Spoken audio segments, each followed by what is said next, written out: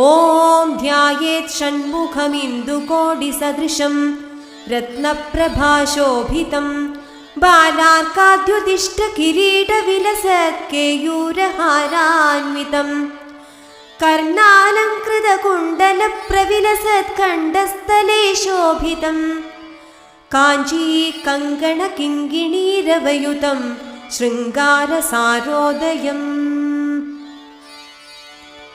गाङ्गेयं वह्निगर्भं शरवणजनितं ज्ञानशक्तिं कुमारं सुब्रह्मण्यं सुरेशं गुहमुपलभितं रुद्रतेजस्वरूपं सेनान्यं तारकघ्नं गजमुखसहजं कार्तिकेयं षडास्यं सुब्रह्मण्यं मयूरध्वजरथसहितं देवदेवं नमामि देवदेवं नमामि।